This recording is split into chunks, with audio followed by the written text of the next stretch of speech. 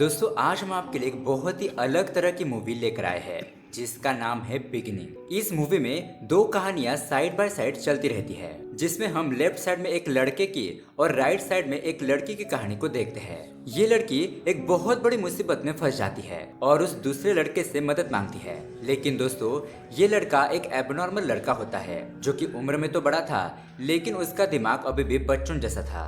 अब ये लड़का उस लड़की की किस तरह से मदद करता है ये डायरेक्टर साहब ने बहुत ही कमाल तरीके से दिखाया है। इस मूवी की स्टोरी आपको जरूर पसंद आएगी, इसीलिए दोस्तों वीडियो को एंड तक जरूर देखना। तो दोस्तों मेरा नाम है किरण और आप देख रहे हैं हॉरर बॉक्स हिंदी।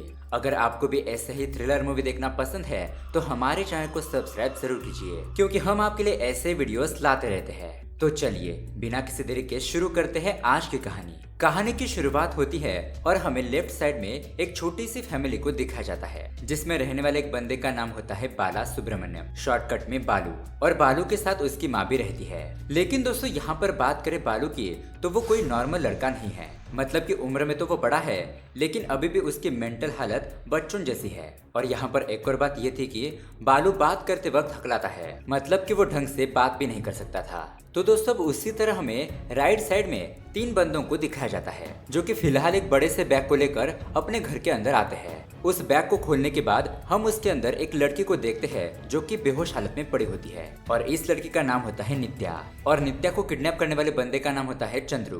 तभी हम देखते हैं कि किडनैप करने के चक्कर में नित्या के हाथ में हल्की सी चोट आ जाती है और चंद्रू उस चोट को देखकर बहुत ही प्यार से नित्या के हाथ पर बैंडेज लगाने लगता है।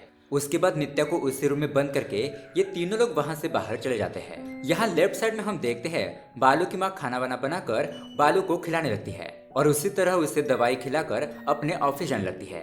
ऑफिस जाते वक्त वो बालू से कहती है कि तुम दोपहर को याद से अपनी दवाई ले लेना और बालू हकलाते हुए अपनी माँ से कहता है कि ठीक है माँ, और उसकी माँ ऑफिस के लिए निकल जाती है। अब उसकी माँ वहां से जाने के बाद बालू थोड़ी देर के लिए खेलने लगता है, फिर वो टीवी में कुछ कार्टून देखता है और उसके बाद घर के कुछ काम भी करता है। यहाँ इस तरफ हम राइट साइड में देखते हैं तो थोड़ी देर बाद नित्या को होश आता है। वो अपने आप को एक बंद कमरे में देखकर उसके तो होश उड़ जाते हैं। वो उस कमरे का दरवाजा जोर जोर से पीटते हुए उन लोगों को बुलाने लगती है लेकिन कोई भी उस दरवाजे को ओपन नहीं करता क्योंकि चंद्रू और बाकी के वो दो लोग उस घर से बाहर जा चुके थे। इसलिए नित्या उस दरवाजे को ओपन करने के लिए उस कमरे में कुछ चीज तलाश करने लगती है। तो उस रूम के एक ड्रॉवर में उसे बहुत सारे पुराने फोन्स मिल जाते हैं लेकिन उनमें से एक भी फोन काम नहीं कर रहा था। लेकिन फाइनली नित्या को एक पुराना नोकिया का फोन मिल जाता है। नित्या फटाफट से वहां पर पड़ी हुई एक बैटरी और सिम उसके अंदर डालती है और लकीली वो फोन चालू हो जाता है। अब उसके अंदर नेटवर्क आने के बाद नित्या जब अपने फ्रेंड को कॉल करने की कोशिश करती है तो उस फोन के कुछ बटन्स काम ही नहीं कर रहे थे, जैसे कि नंबर 9, 7 और 1, और इसीलिए वो अब पुलिस को भी फोन नहीं कर सकती थी क्योंकि एक नंबर प्रेस ही नहीं हो रहा था। इसलिए बेचारी नित्या बहुत ज्यादा फ्रस्ट्रेट होने लगती है। तो उसके बाद नित्या अब ऐसे ही उस फोन को स्क्रॉल करने लगती है तो उसमें नित्या को एक नंबर मिलता है और नित्या जब उस नंबर पर कॉल करती है तो वो बालू के घर का फोन नंबर होता है। बालू फोन पिकअप करता है और नित्या की आवाज सुनकर उस फोन को ही साइड में फेंक देता है और अपने छोटे से टेंट हाउस में आकर छुप जाता है और भूत भूत कहकर चिल्लाने लगता है। यहाँ नित्या दोबारा से उसी नंबर पर बार बार कॉल करती है और अब उसके 3 रिंग के बाद बालू दोबारा से उस फोन को पिक करता है। तो अब नित्या जल्दी से जल्दी हड़बड़ाहट में बालू को अपनी सिचुएशन के बारे में बताने लगती है कि सर कुछ लोगों ने मुझे यहाँ पर किडनैप करके रखा हुआ है, प्लीज आप ही मुझे बचा सकते हो। लेकिन बालू नित्या की बातें सुनकर कुछ अजीब सी बातें करने लगता है। पहले तो नित्या को बालू की कुछ भी बातें समझ नहीं आती है तो नित्या दोबारा से उसे कहती है कि सर मेरी बात ध्यान से सुनिए, मैं यहाँ पर फंसी हुई हूँ, मुझे किसी ने जबरदस्ती किडनैप कर लिया है। अब बालू नित्या की बातें सुनकर उसे कहता है कि अच्छा शायद आपने ही कुछ गलती की होगी इसलिए उन लोगों ने आपको किडनैप किया है। नित्या कहने लगती है कि अरे सर मैंने कोई भी गलत काम नहीं किया है, जब आप मुझे बचा लोगे तो मैं आपको सब कुछ क्लियरली बता दूंगी। तो बालू कहता है ओके, मतलब आपको बैड पीपल्स ने किडनैप किया है। जिस पर नित्या कहती है हाँ सर हाँ, वो बहुत ही बुरे बैड बॉयज है और अब आप ही मुझे यहाँ से बाहर निकाल सकते हो, प्लीज आप मेरी हेल्प कीजिए। इस फोन के कुछ बटन्स भी काम नहीं कर रहे हैं और मैं कहाँ पर फंसी हुई हूँ ये मुझे पता नहीं है। लेकिन बालू दोबारा से नित्या से अजीब अजीब सी बातें करने लगता है, उससे कुछ अजीब तरह के सवाल पूछने लगता है। इसीलिए गुस्से में आकर नित्या बालू को गालियां देने लगती है। लेकिन उसकी ऐसी बातें सुनकर बालू रूठ जाता है तो नित्या बालू को सॉरी कहने लगती है। वो कहती है कि सॉरी बालू, मैं तुमको दोबारा से गालियां नहीं दूंगी। प्लीज बालू, मेरा एक काम करो, तुम्हारे पास पेन और पेपर तो होगा ना? बालू कहता है कि हाँ है ना, मेरे पास पेन और पेपर सब है। फिर वो पेन को लेकर पेपर के ऊपर मार्जिन बनाने लगता है, जैसे कि वो कोई एग्जाम लिख रहा हो। नित्या पूछती है कि बालू तुम क्या कर रहे हो? बालू कहता है कि अरे जरा रुकिए, मैं थोड़े मार्जिन बना रहा हूँ। नित्या कहती है कि मार्जिन बनाने की कोई जरूरत नहीं है, मैं तुम्हें जो बता रही हूँ तुम सिर्फ वही लिखो। उसके बाद नित्या बालू से पूछते हैं कि क्या तुम्हें 1 2 3 नंबर आते हैं क्या? बालू कहता है हाँ आते हैं, मुझे 100 तक आते हैं। नित्या कहती है हाँ ठीक है, तो तुम उसके ऊपर एक नंबर लिखो। और अब किसी तरह से नित्या बालू को एक नंबर लिखवाती है। फाइनली बालू बहुत ही मुश्किल से उस नंबर को नोट डाउन करता है और नित्या उसे कहती है कि ये मेरे फ्रेंड वेंट्री का नंबर है, तुम उसे कॉल करो और मेरी सिचुएशन के बारे में बताओ, वो मेरी मदद जरूर करेगा। लेकिन बालू कहता है कि क्या मैं इस बंदे को फोन करूं? लेकिन मेरे फोन में तो बैलेंस ही नहीं है, नो आउटगोइंग, मैं सिर्फ अपनी माँ को ही कॉल कर सकता हूँ और किसी को नहीं। तब नित्या कहती है कि अच्छा तो तुम्हारी माँ भी है, तो तुम प्लीज तुम्हारी माँ को कॉल करो और उनको मेरी सिचुएशन के बारे में बताओ कि कुछ लोगों ने मुझे किडनैप कर लिया है और मुझे हेल्प की जरूरत है। और इतना कहकर नित्या फोन कट कर देती है। अब नित्या के फोन कट करने के बाद बालू अपनी माँ को कॉल करके नित्या के बारे में बताने लगता है। लेकिन वो अपनी माँ को हकलाते हुए बताता है कि नित्या नाम की एक लड़की है जिसे किसी ने किडनैप कर लिया है और उसे हेल्प की जरूरत है, उसने मुझे कॉल किया था। लेकिन बालू की माँ को बालू की बातें कुछ भी समझ नहीं आती।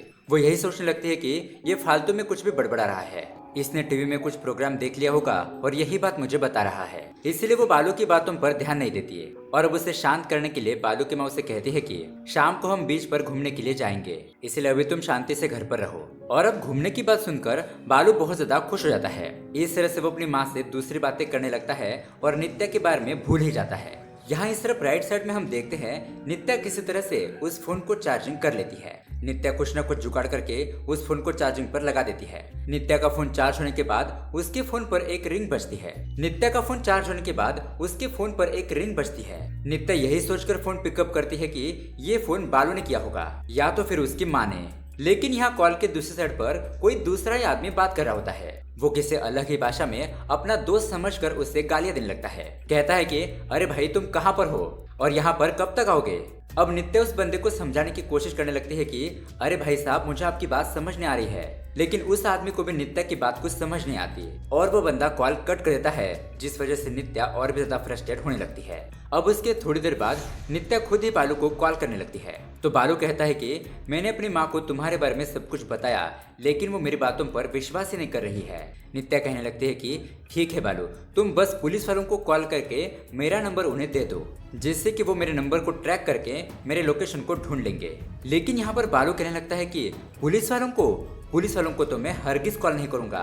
नित्या कहने लगते हैं कि अरे बालू तुम डरो मत, पुलिस तुम्हें कुछ भी नहीं करेगी, तुम बस उन्हें कॉल करके मेरा नंबर दे दो। लेकिन यहाँ बालू अपने फ्लैशबैक के बारे में नित्या को बताने लगता है कि वो क्यों पुलिस वालों को कॉल नहीं करना चाहता। और इस तरह से अब सीन थोड़ा फ्लैशबैक में जाता है।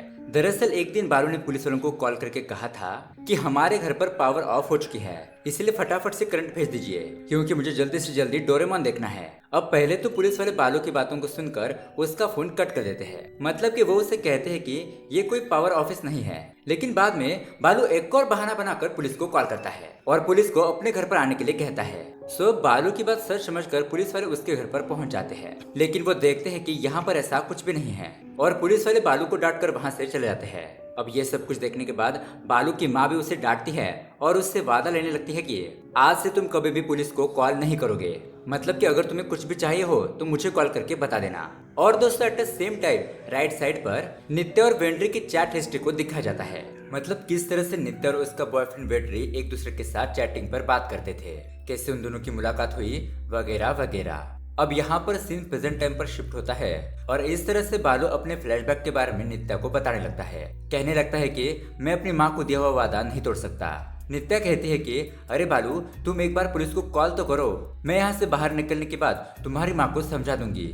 इस तरह से अब नित्या बहुत ज्यादा रिक्वेस्ट करने लगती है तो बालू कहता है कि ठीक है मैं तुम्हारी बात मान लेता हूँ और मेरी मॉम को दिया हुआ प्रॉमिस साइड में रखकर मैं पुलिस को कॉल करता हूँ। अब बालू पुलिस को कॉल करके नित्या के बारे में बताने लगता है, लेकिन पुलिस वाले तो बालू की बातों पर यकीन ही नहीं करते क्योंकि ऑलरेडी पुलिस वाले बालू की बातों पर एक बार विश्वास करके धोखा खा चुके थे। और अब वो यही गलती दोबारा से नहीं दोहराना चाहते थे। राइट साइड पर बेचारी नित्या इंतजार करने लगती है कि कब पुलिस वाले आएंगे और उसको यहाँ से आजाद करेंगे। अब at the same time Chandru और बाकी के दो लोग एक और बड़ी बैग को लेकर उस घर में आते हैं। उस बड़ी सी बैग को नित्या के पास ले जाने पर, उसे ओपन करने पर हम देखते हैं कि उसके अंदर तो नित्या का बॉयफ्रेंड वेट्री होता है। और बेहोश पड़े वेट्री को यहाँ पर देखकर नित्या तो शॉक ही रह जाती है। वो वेट्री को जगाने की कोशिश करने लगती है और उसी तरह उस वक्त चंद्रू अपने चेहरे पर मास्क पहने होता है। नित्या चंद्रू से पूछने लगती है कि कौन हो तुम और हम दोनों को यहाँ पर ऐसे क्यों लाए हो, आखिरकार तुम चाहते क्या हो। फाइनली चंद्रू अपना मास्क हटाता है और उसे देखकर नित्या तो शॉक ही रह जाती है। वो उसे पूछने लगती है कि चंद्रू क्या ये तुम हो, क्यों किया तुमने मेरे साथ ऐसा। लेकिन चंद्रू कुछ भी ना बोलते हुए चुपचाप वहां से जाने लगता है। तो अब नित्या दोबारा से वेट्री को जगाने की कोशिश करने लगती है। वेट्री की जब आंखें खुलती है तब वो अपने आप को यहाँ पर देखकर वो भी हैरान हो जाता है। वो नित्या से पूछता है कि नित्या तुम यहाँ पर क्या कर रही हो और मुझे यहाँ पर कौन लाया। अब उसकी थोड़ी देर बाद चंद्रू दोबारा से नित्या और वेट्री के पास आता है। नित्या चंद्रू से दोबारा पूछने लगती है कि हम दोनों को यहाँ पर तुम क्यों लाए हो। चंद्रू कहने लगता है कि तुमने मेरे प्यार को ठुकरा दिया और इस वेट्री के पास चली गई। आखिर वेट्री के पास ऐसा क्या है जो मेरे पास नहीं है। नित्या कहने लगती है कि ये सब कुछ कांड करने के बावजूद भी तुम ये मुझसे सवाल पूछ रहे हो, इसका कारण है तुम्हारा कैरेक्टर। तुम जैसे कैरेक्टरलेस लड़कों को लड़कियां बिल्कुल भी पसंद नहीं करती और एक अच्छा कैरेक्टर वेट्री में है, इसीलिए मैं वेट्री से प्यार करती हूँ। चंद्रू कहने लगता है कि अच्छा कैरेक्टर, चलो आज मैं भी देख लेता हूँ कि वेट्री का कैरेक्टर कितना अच्छा है। चंद्रू वेट्री से कहने लगता है कि अगर तुम नित्या से प्यार करते हो तो अभी की अभी उसके गले में मंगलसूत्र पहनाओ, अभी की अभी उससे शादी कर लो। इस तरह से जब चंद्रू वेट्री के हाथ में मंगलसूत्र देने पर वेट्री नित्या के गले में जब ये मंगलसूत्र बांधने लगता है तो नित्या कहने लगती है कि मैंने कभी नहीं सोचा था कि हमारी शादी ऐसे होगी। वेट्री क्या तुम चंद्रू से डरकर मेरे गले में मंगलसूत्र पहना रहे हो। वेट्री कहने लगता है कि अगर मैं तुम्हें मंगलसूत्र नहीं पहनाऊंगा तो हम दोनों यहाँ से बाहर नहीं निकल पाएंगे। लेकिन अब तभी अचानक चंद्रू कहने लगता है कि रुको रुको ब्रो, समथिंग इज मिसिंग। ऐसा कहते हुए चंद्रू के बाकी के लोग वेट्री को एक चेयर पर बांध देते हैं। उसके बाद वेट्री के सामने ही चंद्रू नित्या के साथ बलात्कार करता है और अब ये होने के बाद वेट्री के हाथ में मंगलसूत्र देकर कहता है कि चलो अब तुम नित्या से शादी कर लो, नित्या इज योर्स, अब नित्या तुम्हारी है। लेकिन दोस्तों वेट्री अब यहाँ पर पलट जाता है। वेट्री चंद्रू से कहता है कि नहीं ब्रो, मुझे छोड़ दो, मैं नित्या के साथ शादी नहीं करना चाहता, मुझे जाने दो। और वेट्री की ऐसी बातें सुनकर नित्या का तो दिल ही टूट जाता है। नित्या सोचने लगती है कि मैं जिससे प्यार करती हूँ वो आज मुझे इस हालत में छोड़कर जा रहा है। और चंद्रू जाते जाते नित्या से कहता है कि देखा, यही है इसका असली कैरेक्टर। इस तरह से चंद्रू वेट्री को दोबारा से बाहर लाकर उसको बेहोश कर देता है। चंद्रू की यह हरकत देखकर बाकी के दो लोग चंद्रू से डरने लगते हैं कि इसने खामखा नित्या के साथ बलात्कार किया और वेट्री को दोबारा से बेहोश कर दिया। पता नहीं ये चंद्रू आगे क्या क्या करेगा। दोस्तों मैं यहाँ पर आपको एक बात बता दूं, जब नित्या के साथ गलत काम हो रहा था तब बालू ने नित्या को कॉल किया था, जिसकी वजह से बालू नित्या की सारी बातें सुन लेता है। मतलब कि नित्या की तड़पने की और चीखने चिल्लाने की आवाज उसने सुन ली थी। उसे सुनकर बेचारा बालू भी पैनिक हो गया था। वो नित्या नित्या कहकर बुलाने लगता है और उसको बीच बीच में फिट्स भी आने लगे थे। अब उसके कुछ देर बाद फाइनली बालू का फोन पिकअप करने के बाद बालू नित्या से कहता है कि सॉरी नित्या, मैं तुमको बचा नहीं पाया, मुझे तुम्हारे माँ बाप का नंबर दो, मैं उन्हें कॉल करता हूँ। लेकिन नित्या कहती है कि मेरी माँ तो बचपन में ही मर गई और मेरे फादर अमेरिका में रहते हैं। अब बालू की नित्या को बचाने की कोशिश देखकर नित्या थोड़ी सी खुश हो जाती है और सोचती है कि एक अनजान बंदा और वो भी एबनॉर्मल बंदा मुझे बचाने की कोशिश कर रहा है, लेकिन मैंने जिससे प्यार किया उसने मुझे धोखा दिया। सो नित्या कहती है कि अब मेरी जिंदगी में कुछ भी नहीं बचा है, अब मैं मरना चाहती हूँ। लेकिन तभी उसी वक्त चंद्रू का एक दोस्त नित्या के कमरे में आकर उससे वार्निंग देने लगता है कि तुम्हारी वजह से हम लोग फंसने वाले हैं। अब इस बंदे को देखने के बाद नित्या उस फोन को छुपा देती है। उसके कुछ देर बाद में जब वो बालू से बात करती है, बालू उसे कहने लगता है कि अभी तुम्हारे पास कौन बंदा आया था, मैं उसे जानता हूँ, उसका नाम चंद्रशेखर है और वो हमारे घर के बगल में ही रहता है। अब नित्या बालू की बात सुनकर शॉक रह जाती है और कहती है कि क्या तुम इस बंदे को जानते हो। लेकिन तभी नित्या की आवाज सुनकर चंद्रशेखर दोबारा से वहां पर आता है और उस वक्त नित्या के हाथ में फोन था। बालू चंद्रशेखर से कहने लगता है कि चंद्रशेखर, मैंने तुमको पहचान लिया है, अब तुम्हारी खैर नहीं, मैं पुलिस वालों को फोन करके सब कुछ बता दूंगा। तो अब चंद्रशेखर यही बात चंद्रू को जाकर बताने लगता है और कहने लगता है कि मैं बालू के पास जाकर उसे चुप करवाता हूँ। अब चंद्रशेखर के वहां से जाने के बाद नित्या अपने हाथ में स्क्रू ड्राइवर लेकर चंद्रू के पेट में स्टैब कर देती है और चंद्रू को जख्मी करके वहां से भागने की कोशिश करने लगती है। यहाँ दूसरी तरफ चंद्रशेखर बालू के घर पर आता है, लेकिन बालू इधर उधर छुपने लगता है। इस तरह से लेफ्ट और राइट साइड में थोड़ी बहुत टॉम एंड जेरी की वॉर चलने लगती है। थोड़ी देर के बाद यहाँ लेफ्ट साइड में बालू चंद्रशेखर को एक रूम के अंदर बंद कर देता है और खुद बाहर आ जाता है। और इसी दरमियान बालू अपने एक फ्रेंड को कॉल करके उसे यहाँ पर बुला लेता है।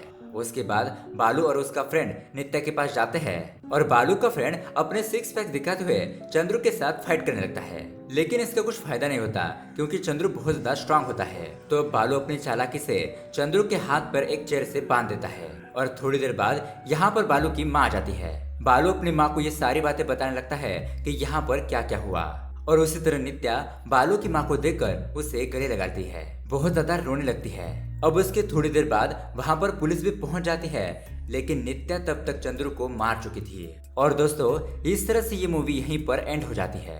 तो दोस्तों ये मूवी आपको कैसे लगी हमें कमेंट करके जरूर बताइएगा।